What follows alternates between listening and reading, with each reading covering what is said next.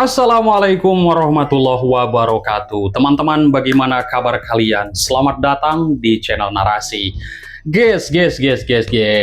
Saya sebagai warga masyarakat menyimak daripada yang katanya para peneliti yang menurut mereka yang diteliti itu adalah ijazah Pak Joko Widodo yang diposting oleh Dian Sandi. Ternyata guys, publik ini dibohongi habis-habisan oleh yang mengaku ilmuwan atau para peneliti itu. Lah. Kenapa saya katakan demikian guys? Karena memang tidak ada pembuktian sampai saat ini. Mereka hanya berkoar-koar di medsos guys. Saya masih ingat waktu dulu-dulu ya. Nah, awal-awal ada seorang yang mengaku seorang peneliti, yaitu Rismon Sianipar, sampai mengatakan 1000%, bahkan 11 triliun persen palsu. Ternyata tiba-tiba malah tunduk.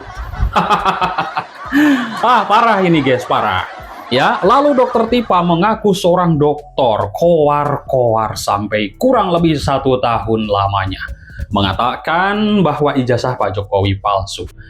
Ya, malah hijrah, keok, ya kan? Dengan alasan hijrah, tidak akan mengungkit lagi ijazah Pak Jokowi. Padahal hukum masih berjalan. Lalu Roy Suryo yang mengaku seorang ilmuwan, peneliti.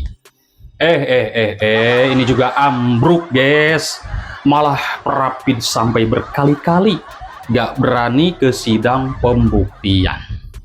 Memang lucu semuanya. Ya kan?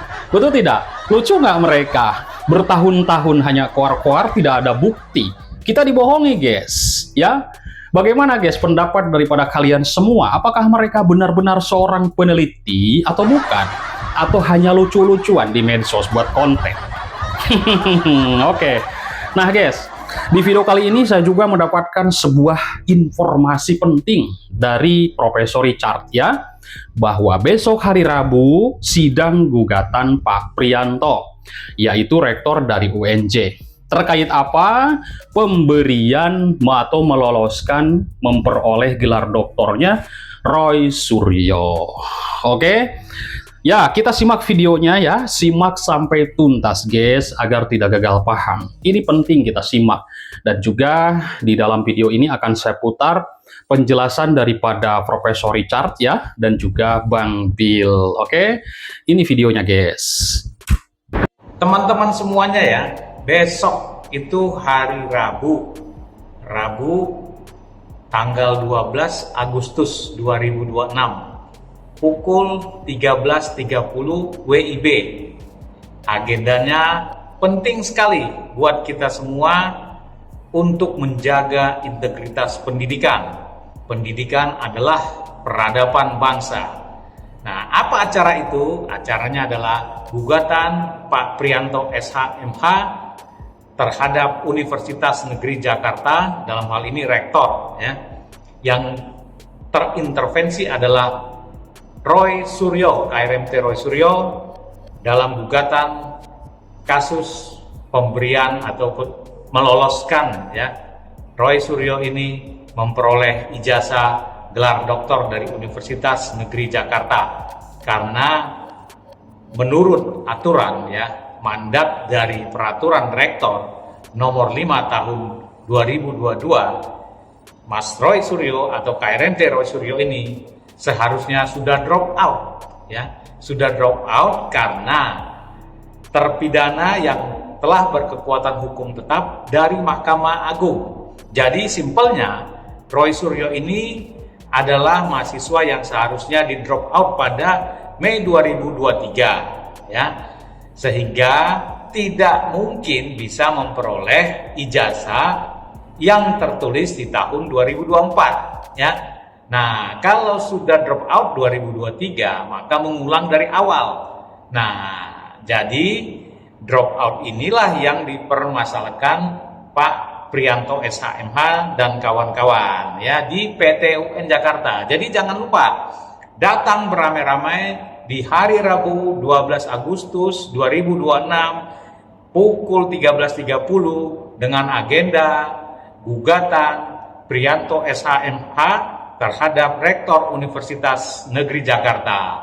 Ayo kita kawal, karena ini adalah bukti Indonesia, Republik kita ini masih menjunjung tinggi nilai-nilai pendidikan. Tidak boleh ada satu orang pun yang memiliki privilege ataupun kekhususan. Ya, kalau DO ya DO, drop out, tidak boleh lagi bisa memperoleh gelar doktornya. Seharusnya kalau mau memperoleh gelar doktor yang mengulang lagi dari nol ya, atau pindah ke kampus lain ataupun berkuliah di kampus lain ya, boleh. Nah, itu yang digugat. Jadi kalau sudah drop out tetapi dipaksakan, terkesan dipaksakan sampai lolos, ada apa ini? Siapa yang menutup-nutupi ini? Ini yang permasalahan berikutnya. Siapa oknum yang menutup-nutupi, melindungi ini yang seharusnya drop out kok bisa diloloskan ya? Nah, ini ada persoalan lagi nih ya, yang sedang ya mungkin dari dilaporkan teman-teman. Kami tidak mau mengatakan di sini ya, ada ya yang sudah melaporkan itu. Apakah ada oknum-oknum di sini ya yang meloloskan ini, melindungi dari permasalahan ini yang seharusnya sudah drop out ya? Tidak boleh dong curang itu ya. Kalau ada yang melanggar aturan tetapi dengan dibiarkan pura-pura tidak tahu kah atau memang tidak tahu atau apapun itu, ya cabut dong gelarnya ya. Nah, siapa yang melindungi, ini yang permasalahan. Dalam audiensi kami sebetulnya sudah terungkap semua itu. Pihak-pihak tersebut siapa saja ya. Itu jelas ada di audiensi kami yang kami rekam dalam bentuk suara sebagai notulensi dari audiensi tersebut ya. Jadi kita tunggu saja satu persatu tahapannya, kita ikuti PT-UN ya di Jakarta ya, PT-UN Jakarta 12 Agustus besok Rabu jam 13.30 waktu Indonesia bagian Barat WIB.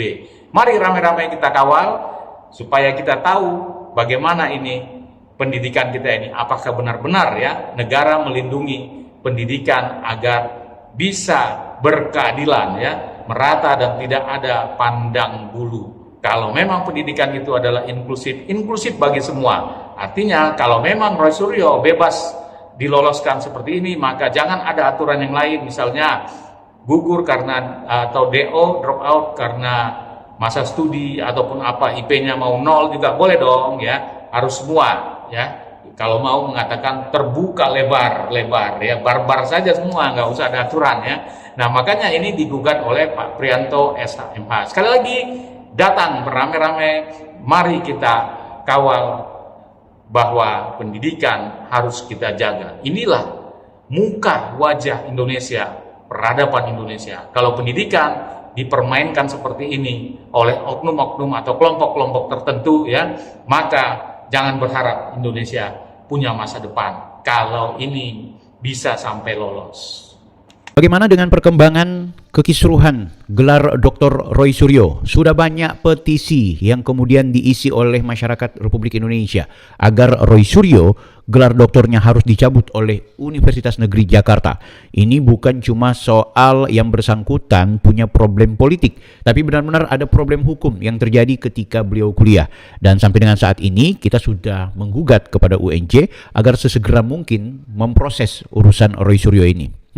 Jangan dikira dia pejabat publik atau bukan pejabat publik, yang namanya pemalsu ijazah, yang namanya cacat hukum prosedur akademik, yang namanya orang yang menggunakan kapasitasnya untuk memanfaatkan kampus atau lembaga pendidikan bermain curang, yang namanya orang plagiat, yang namanya orang punya kejahatan secara akademik, itu tetap harus kemudian dilakukan yang namanya kontrol sekaligus punishment kalau dibuktikan bahwa yang bersangkutan itu bersalah.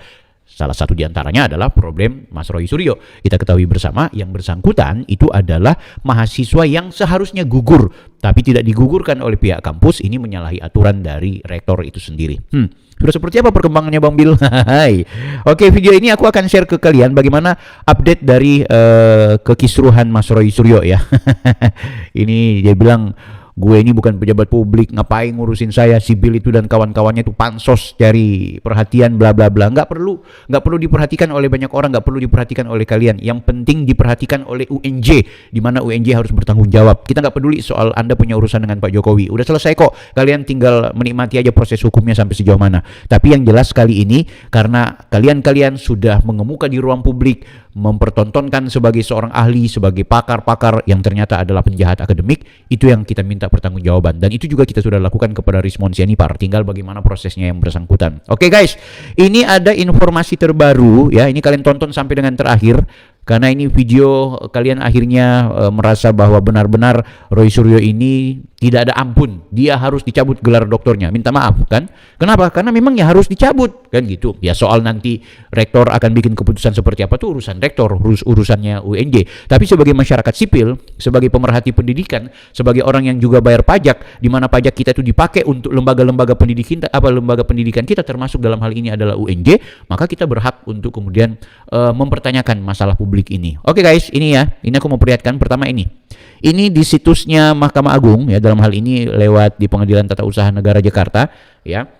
Kita tahu bahwa perkara yang berkaitan dengan gugatan TUN dari advokat yang namanya Pak Prianto SHMH, tentu juga mengatasnamakan komunitas. Beliau akhirnya saat ini bukan cuma kemarin kan kita tahu ya cuma terregistrasi, tapi kali ini sudah dapat jadwal ya. Jadi jadwalnya hari Rabu tanggal 5 Agustus 2026. Nah, artinya gugatan terhadap rektor UNJ itu betul-betul dijalankan. Artinya tinggal kita menunggu bagaimana prosesnya berikut, bagaimana hasilnya nanti, bagaimana perkembangannya. Ini kita tinggal tunggu ya hasil dari TUN ya, Pengadilan Tata Usaha Negara yang ada di Jakarta, dan kita berharap perkara ini betul-betul ada titik terang gitu kan. Nah, tentu secara penetapan belum ada, tapi yang jelas hakim ketua, hakim anggota 2 ini belum dapat ditampilkan ya, jenis acaranya biasa aktif. Nah, nama panitranya belum dapat ditampilkan bla bla bla. Intinya sudah muncul ya data jadwal kapan kemudian rektor UNJ harus ikut menghadapi persidangan ini ya. Kemudian di sini tentunya ada pemeriksaan persiapan di hari Rabu tanggal 12 Agustus. Jadi untuk melakukan kegiatan jadwal, kita tahu ya tanggal 5 ini registrasi. Yang ini ternyata yang diperiksa ini tanggal 12 Agustus. Tadi aku lupa, aku kira ini tanggal 5. Tanggal 5 itu pas pemberian datanya. Nah, ini tanggal 12-nya besok, ini hari apa? Senin ya, aku bikin video. Besok Selasa. Lusa tanggal 12 maka pemeriksaan terkait gugatan terhadap rektor UNJ akan dimulai. Nah, ini menarik ya, guys. Oke, tanggal 5 Agustus terdaftar dan lain-lain sebagainya.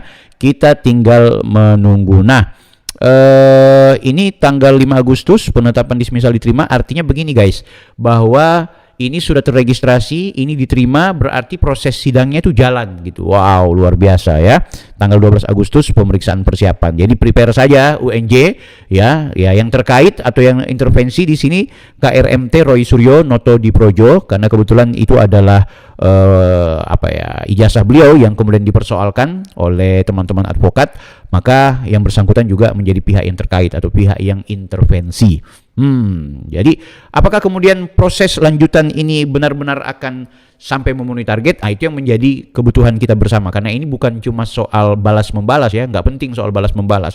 Banyak orang yang mempertanyakan ngapain sih lo Bil? Ya kita begini loh, aku lucu melihat ada orang yang menganggap kita nggak punya legal standing lah, kita itu tidak punya kapasitas lah.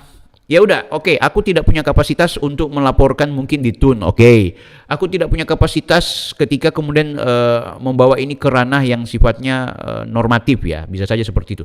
Tapi kita sebagai warga negara itu berkapasitas untuk mengingatkan kepada kampus yang dimana kampus itu kita bayar lewat APBD dan APBN, maka ini penting mengingat masalah ini timbul di ruang publik, apalagi aku lagi diam-diam didatangi oleh alumni yang merasa perlu mendapatkan advokasi, yaitu Dr. Richard, ketika beliau menegaskan bahwa Bang Bill, ini si Roy Suryo ini dia koar-koar soal ijazahnya orang palsu, padahal dia sendiri tuh bermasalah gitu. Apa tuh masalahnya? Ini masalahnya A, B, C, D kan gitu. Nah, kita udah lihat juga selain masalah itu ada dugaan plagiasi ya. Plagiasi ini yang kemudian dibongkar oleh Joshua Sinambela dan juga Roy Suryo Rismon Siani Roni Teguh, sorry.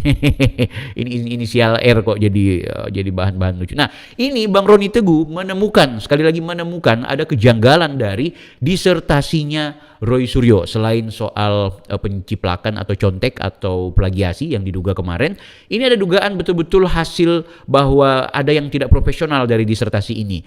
Ketika kemudian dicari di pangkalan data hak cipta, ternyata disertasi itu basisnya cuma buku saku, guys. Nah, ini kita lihat ya, kita baca apa yang kemudian disampaikan oleh Roni Teguh dalam Facebooknya. Beliau membuat postingan ini yang menurutku menarik. Ini kita tonton dan kita baca bersama ya guys ya. Ini mudah-mudahan teman-teman bisa membacanya secara maksimal. Ya, aku bacakan supaya teman-teman juga tahu. Banyak orang yang keliru mengira kalau sebuah karya sudah punya sertifikat hak cipta resmi dari negara, maka isinya otomatis asli dan kebal dari tuntutan plagiarisme. Mari kita bedah logika salah kaprah ini menggunakan data real permohonan HKI nomor EC sekian, nomor pencatatan sekian, foto terlampir. Naskah buku saku berjudul ya, buku saku. Peningkatan pemberdayaan dan kecerdasan emosional terhadap inovasi pada organisasional citizenship behavior pegawai BPJS Kesehatan yang didaftarkan pada 16 Januari 2024 dengan pencipta saudara KRMT RS. Ini tercatat jelas diajukan sebagai syarat memperoleh gelar doktor pascasarjana Universitas Negeri Jakarta. Jika naskah dasar atau disertasi dari buku saku ini diduga kuat merupakan hasil plagiat, mari kita luruskan fakta hukumnya. Ya, DJKI hanya mencatat bukan menjamin keaslian. Oke. Sistem hak cipta di Indonesia menganut sistem deklaratif pasal 64 Undang-Undang 28 2014, Undang-Undang 28 tentang hak cipta. Direktorat Jenderal Kekayaan Intelektual hanya mencatat dokumen masuk berdasarkan asas etikat baik. Petugas negara tidak memeriksa secara substansi apakah isi buku saku milik saudara KRMT RS ini hasil menjiplak karya orang lain atau tidak. Jadi sertifikat itu bukan stempel keaslian ilmiah. Wow. Jadi sertifikat hak cipta itu bukan berarti keaslian. Nah, ini banyak orang mengira kan disertasinya Roy Suryo itu ada di HKI ya, jadi hak kekayaan intelektual. Artinya berarti dia apalah itu dalam konteks kepunyaan sebagai hak kekayaan intelektual, iya, tapi soal keaslian, kebenaran, kesungguhan tanpa plagiasi itu tidak bisa diukur dari situ. Nah, ini yang disampaikan oleh Pak Roni Teguh.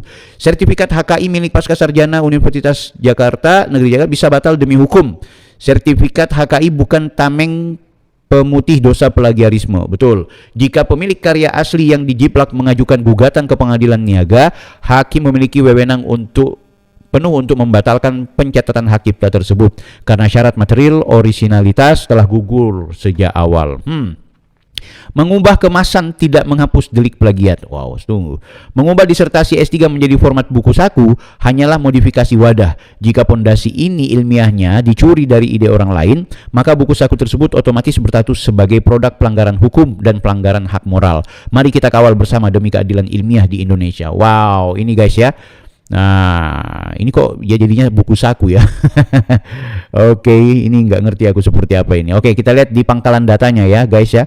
Ini milik KRMT Roy Suryo ya, jenis ciptaan ternyata buku saku. Apa ini? Apakah buku saku ini padahal terselesaikan dengan baik, buku saku ini diselesaikan sebagai salah satu syarat untuk memperoleh gelar doktor pada bidang ilmu manajemen sumber daya manusia Universitas Negeri Jakarta.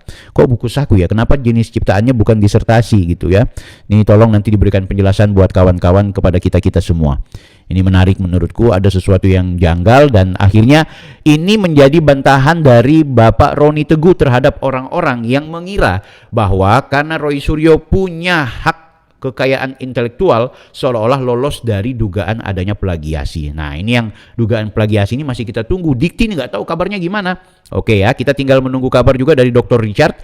Apakah urusan ini sudah betul-betul selesai atau jangan-jangan ini memang ada masalah yang tidak akan pernah terpecahkan.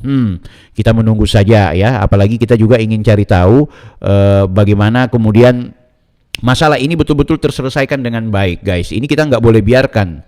Kalau tidak, kita akan akhirnya berhadapan dengan manusia-manusia yang merasa suci, bersih, padahal yang bersangkutan itu punya masalah, kan gitu. Kita juga ingin menyelidiki sampai sejauh mana sih apa yang dilakukan oleh Dikti gitu. Itu yang perlu kemudian kita evaluasi, guys. Dan sekarang kita ketahui bersama Dr. Richard masih menunggu sampai kapan hasil dari pihak Dikti melakukan korespondensi. Nah, ini ada pernyataan dari Dr. Richard kemarin, beliau bikin video bahwa UNJ dan Roy Suryo resmi dilaporkan. Wah, itu kan menarik menurutku. Ini teman-teman ya, kita lihat bagaimana situasi dan kondisi. Ini ada pertanyaan juga soal kebakarannya Roy Suryo. Ini aku mau dengarkan dulu ya pernyataan dari Dr. Richard ini, guys. Kita dengarkan bersama apa yang kemudian menjadi pembahasan beliau ya. Nah, ini dia. Silakan kita dengarkan. Ini cuma satu kok. Iya. Yang aslinya? Lah itu kan kebakaran. Ini aja sudah maksimal bisa tak selamatin Mbak ketika rumah kebakaran. Nah, nanti saya ini ya Pak. Boleh, Ini dibuatkan. Nanti Bapak yang surat pernyataan ini sama originalitas. Nanti saya tempeli pakai materai asli. Boleh, Bapak tanda boleh. tangan Ya, bahasa siap, Indonesia. siap. Nah, Tanda tangan merah. Jadi, iya, formnya itu, iya. Kalau dia pakai itu yang saksi Bapak. Nah, ya itu yang kebakaran di kamar. Tinggal ini tuh. Iya. Untung masih ada ini. Iya. Kita harus berterima kasih juga kepada YouTuber-YouTuber yang pendukung Roy Suryo. Karena ketika Roy Suryo itu datang ke UNJ ya, Universitas Negeri Jakarta, meliput ya dengan sangat tergesa-gesa ya, panik lah ya akibat daripada hasil audiensi yang kami lakukan sebelumnya di 13 Juli. Di 15 Juli beliau datang ke sana ya, kalau tidak salah 15 Juli. Nah, tergesa-gesa ya, panik. Dan meliput dengan gagahnya membawa teman-teman untuk meliput ya, teman-temannya ya. Nah, ketika diliput, itu banyak kejanggalan-kejanggalan justru yang terbongkar ya, banyak sekali. Yang pertama itu terkait ya yang mengatakan bahwa adanya seorang wakil rektor yang menyuruh Roy Suryo untuk konferensi pers ya, menyampaikan apa hasil daripada keputusan Universitas Negeri Jakarta. Nah, dan satu lagi yang penting, saya dititipi pesan oleh Universitas Negeri Jakarta, yaitu oleh Prof. Ari Satono. UNJ tidak akan menggelar konferensi pers atau menggelar statement resmi, tidak perlu. Beliau menyerahkan, udah Mas Roy saja yang sampaikan. Jadi saya menyampaikan ini sekaligus membantah apa yang dilakukan oleh saudara Richard Huta-Julu dan saudara Bill Fakih. Izin saya sampaikan anunya. Karena nggak mungkin dari UNJ yang membuat press conference itu enggak ya, Prof ya? Kalau soal itu. Malah sebaiknya nggak usah aja, Bro. Daripada nanti malah diseret-seret. Ya, saya aja nanti. Jadi izin yang banyak.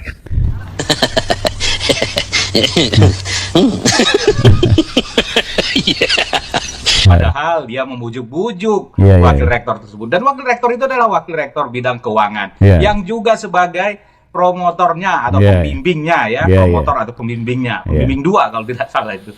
Gitu. Jadi banyaklah ya mau ngatasnamakan wakil rektor itu pembimbingnya. Jadi perannya di situ adalah sebagai pembimbing yang kebetulan wakil rektor 2 bagian keuangan ya. Dan juga yang paling uniknya tidak ada yang menyuruh Roy Suryo untuk menyampaikan supaya konferensi pers. Nah, tetapi di kesempatan yang berbeda Roy Suryo mengatakan demikian. Ya itulah sifat-sifat dari karakter Roy Suryo ini. Dan yang paling penting yang sudah masuk ranah penyidikan katanya ya, penelusuran lah ya, pihak berwajib katanya seperti itu ya, kami dengar ya. Itu informasi yang baru kami dengar. Itu adalah persoalan kebakaran ya. Roy Suryo ini dengan tegas mengatakan rumah atau kamar atau apa yang di dalam rumahnya itu ada kebakaran seperti itu, sehingga ya dokumennya itu terbakar ya. Dan ketika pihak administrasi yang oknum lah ya kita katakan, atau admin lah, staf administrasi di sana itu menanyakan mana aslinya ya, kok cuma satu itu dikatakan terbakar, tetapi dia menerima. Nah, ada apa ini? Something wrong. Kami sebagai alumni ini keberatan karena jika kami melakukan hal tersebut pasti diomelin dan disuruh pulang, disuruh minta surat keterangan polisi. Ini tidak fair ya. Bagi kami ini sangat tidak fair ya. Kami katakan ini oknum yang sudah mengangkangi aturan-aturan yang berlaku di sana ya. Artinya kok bisa dilakukan di privilege sangat khusus ini Roy Suryo. Betul. Bagaimana mahasiswa lain? Apakah begitu? Kalau misalnya saya tidak punya dokumen apa ketika mahasiswa, oh kebakar, terus apa dikasih izin? Betul. Langsung dikasih disetujui, malah disuruh tanda tangan. harusnya ya minta surat keterangan polisi Ya. atau minimal surat keterangan dari pemadam kebakaran, kebakaran bahwa benar ada kebakaran ya. Ya. Atau paling tidak itu dari kelurahan. Ya. Nggak tahu kami kelurahan bisa nggak ya. Tetapi kalau mahasiswa yang lain mengatakan begitu pasti ditolak. Ya. Ya. Ini ada oknum ini. Oknum tersebut ya, saya mengatakan ya, saya memprediksi atau menduga ini oknum ada apa? Setuju, Bang Dokter, bongkar ini barang ya. Teman-teman bisa langsung nonton di Panggung Ijazah. Itu adalah kanal YouTube-nya Bang Dr. Richard. Itu versi fullnya. Tapi yang jelas ini adalah kekecewaan dari alumni UNJ melihat bahwa betapa Roy Suryo itu begitu spesial, begitu istimewa, mendapatkan porsi secara khusus, terutama ketika Roy Suryo memberikan disertasinya yang ternyata tidak lengkap dan hanya dengan alasan katanya ada kebakaran, maka langsung diterima. Begitu spesial sekali, ini oknum-oknum dosen dan oknum-oknum pegawai, ini perlu kita evaluasi gitu ya.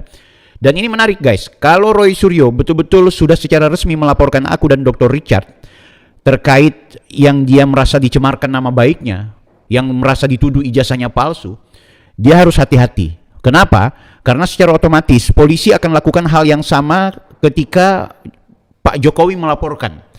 Ketika Pak Jokowi melaporkan, polisi melakukan penelusuran terhadap semua dokumen dan keabsahan serta ketepatan perkuliahannya Pak Jokowi. Sehingga sekarang sudah disidangkan, ya kan? Anda bayangkan kejanggalan-kejanggalan, baik Roy Suryo 4 tahun cuti, ya. Dia bilang kan, aku nggak bilang 4 tahun, tapi dia bilang dari tahun 2016 masuk, nanti 2020 baru dia kembali aktif. Artinya dia statusnya apa dari 2016 sampai 2020? Apakah itu cuti atau bagaimana, atau kuliah atau bagaimana, kita nggak tahu. Kejanggalan-kejanggalan ini pasti akan terbongkar. Kemudian pasti polisi akan menyidik. Kenapa disertasinya baru diupload? Oh, kemudian kenapa ada bukti bahwa disertasinya itu bermasalah? Katanya ada kebakaran. Diselidiki yang mana rumah yang terbakar? Rumah yang sebelah mana? Yang di Jogja kah? Atau yang di Jakarta kah? Atau yang sebelah mana yang kebakaran? Nah, ini menarik, ini akan diselidiki. Akan semakin terbongkar, akan semakin terlihat betapa Roy Suryo punya kejanggalan-kejanggalan ketika kuliah di UNJ.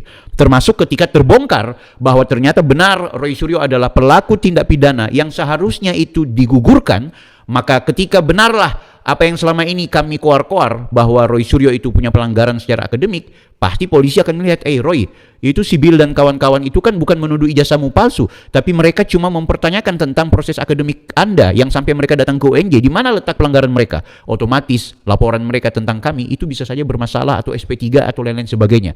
Tapi Roy Suryo semakin terbongkar aib-aibnya bahwa dia punya masalah secara akademik. Dan yang kedua, Roy Suryo juga harus mempertanggungjawabkan terkait pelanggaran pidana yang dia sudah lakukan terhadap aku bersama Dr. Richard, karena aku sudah melaporkan secara pidana di Jaksel dan juga di Tangsel. Bang Dr. Richard melaporkan yang bersangkutan. Ayo, kita masih tunggu sampai seperti apa drama pelanggaran akademiknya Roy Suryo ini dan apakah akan dicabut. Dan silakan buat kalian datang ke PT UN Jakarta, akan ada tanggal 12 nanti hari Rabu sidang yang berkaitan dengan gugatan dari kelompok advokat terhadap rektor UNJ untuk mencabut gelar akademik Roy Suryo.